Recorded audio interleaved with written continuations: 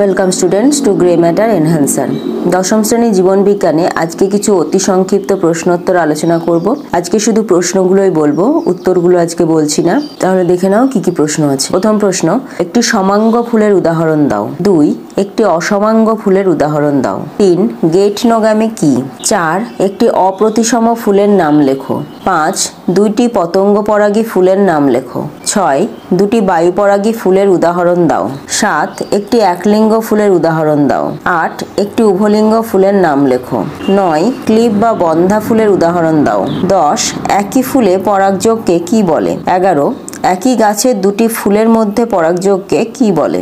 12, রাত্রিবেলা পরাগযোগ ঘটায় কোন প্রাণী? 13, একটি সম্পূর্ণ ফুলের নাম লেখো। 14, একটি অসম্পূর্ণ ফুলের নাম লেখো। 15, একটি জলপরাগী বা হাইড্রোফিলি ফুলের নাম লেখো। 16, ফুলের কোন অংশ আত্মরক্ষায় সাহায্য করে? 17, কার ফলে বিস্ফোরণ পদ্ধতিতে বীজের বিস্তার হয়? 18, যুক্ত গর্ভপত্রী ফুলের উদাহরণ দাও। 19, একটি সহবাসী উদ্ভিদের নাম লেখো। 20, একটি ভিন্নবাসী উদ্ভিদের নাম লেখো। 21, বাদুড়ের দ্বারা পরাগযোগকে কি বলে? তাহলে আজকের ক্লাস এই পর্যন্তই। আবার দেখা হবে পরের ক্লাসে এই প্রশ্নগুলির উত্তর নিয়ে।